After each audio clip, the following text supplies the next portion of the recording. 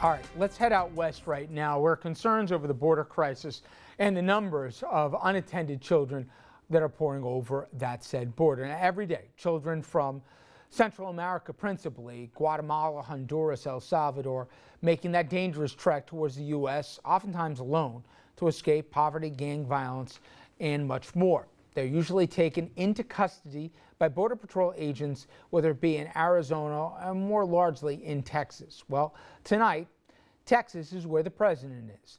He is attending fundraisers out west just one day after he asked Congress for nearly $4 billion additional dollars to assist with the humanitarian crisis. And while the president is addressing the issue in a speech that's scheduled at 6:45 tonight, there are no plans as of yet here for him to visit the border and get that firsthand look at the situation.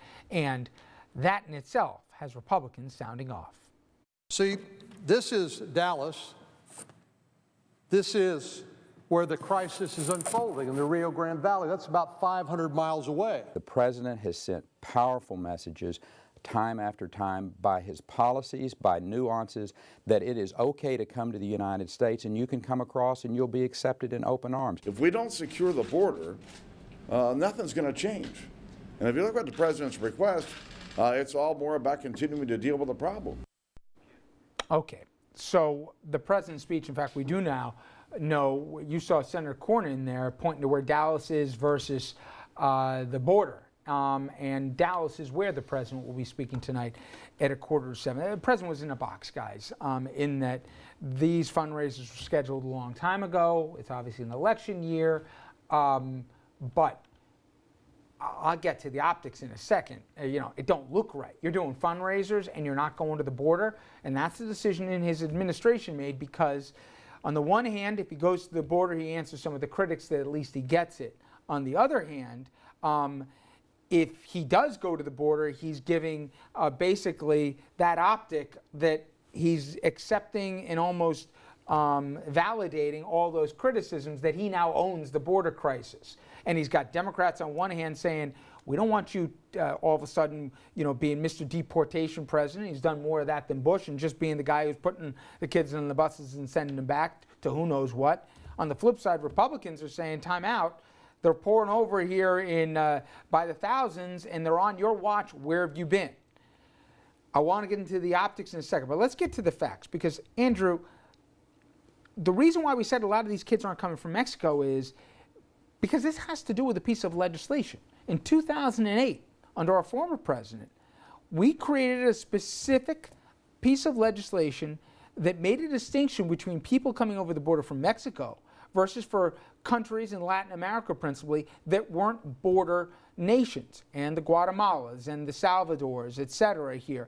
And it's a distinction with a difference. Well, that law, which was supposed to curtail human trafficking and stem some of the problems that we'd heard about in the last decade about human trafficking, basically gave illegal immigrants from other Central American countries the right to a hearing and the right to actually have their day in court and have their case heard and go in front of a judge. Mexicans who were across the border were to be immediately deported back, but that's the holdup in all of this, basically the '08 law has created the backlog as to what to do, especially with these young kids, before they can be immediately sent back. That's why they're all in detention right now and they're about to have hearings. And so that's part of the problem and part of the issue surrounding this law. They want to have hearings, and that's part of what the $4 billion would be for. They're trying to get more judges, trying to get more detention centers. They're trying to get an ability to have these fast-track some of these hearings, because the fact of the matter is right now, out of every 5 kids that come over, the president may say they're all getting deported, only 1 in 5 is going back. 20% are really going back. And there's a big problem because a lot of them aren't even showing up for the trials.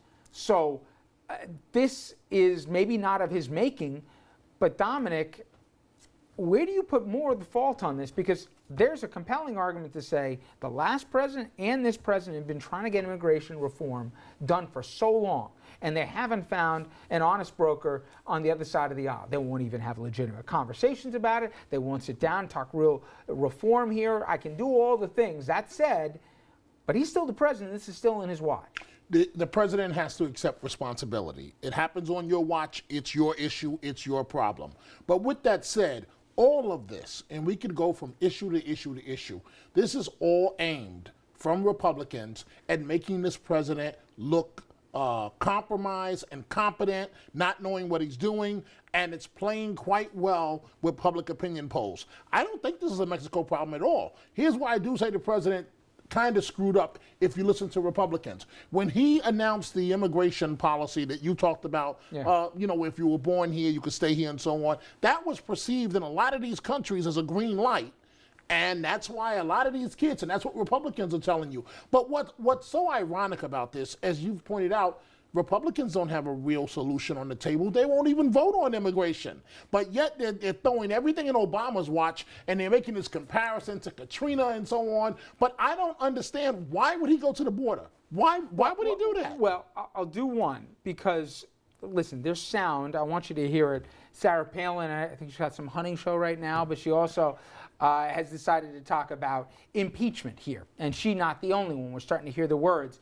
If you think for a second anything's going to get done in Washington, if you even had delusional hopes that we could have had that stuff was going to get done in Washington, this could be the final bullet here. That stuff's going to be on gridlock, even worse than it has been for the next 2 years. The president says he doesn't like theatrics. He's not going to show up to these things. I'm sorry. I've defended the president on a lot of things, but sometimes things demand optics. You can say all you want, but when the president threw out the first pitch, when he had the bullhorn, when Bush had the bullhorn in the rubble near ground zero, and Democratic presidents before him used those optics. Reagan said, tear down this wall. That's part of being a president.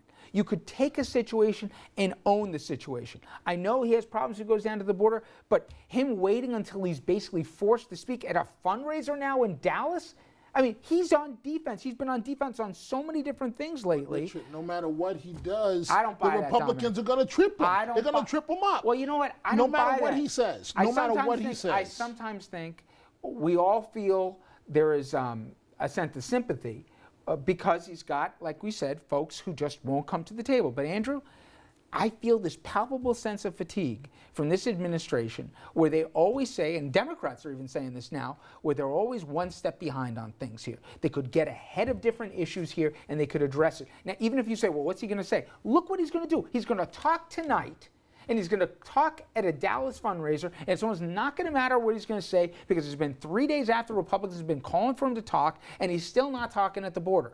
He's going to lose no matter what he does tonight, or if he got out ahead of it and try to own the issue and say, stand with me, America, make a vote on something, he'd at least have a chance. He's not going to win on Fox News doing that, but he's got a chance in the middle of the country that's not sure what they think about this.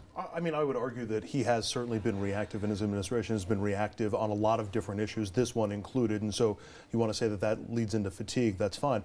But I could point out to you 15 different times during the course of his administration where he's pointed to immigration and called for immigration reform. And if he can't get to first base on that, then is it reactive when he's dealing with this crisis that's popped up right now, when he can't get a policy change through that he's been pushing for?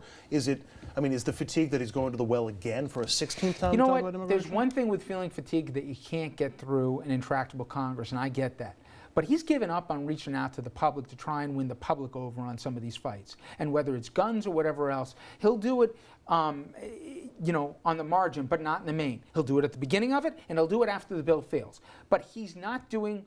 We did an interview about LBJ yesterday. He did retail politics. He twisted arms. He broke arms if he had to on Congress. Richard, and other presidents have was part of the sold system.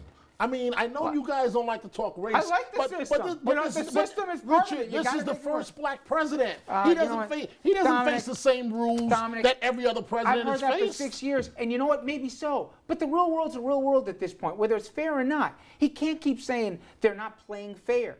It gets a little weak after a while. What is he supposed to do? If they won't come to the table, I just told you what he's supposed to do. Go to the public if they're not going to go to him. He's done that. Well, he hasn't done it enough, at least for my 2 cents. All right.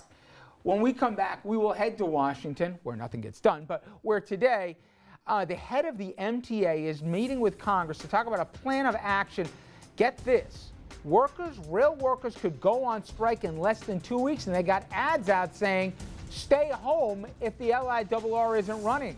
Is Congress going to get into this? Will they give the MTA a hand? We'll talk about that, and we'll also talk with Senator Blumenthal about what is going on with the VA. Both of those after this.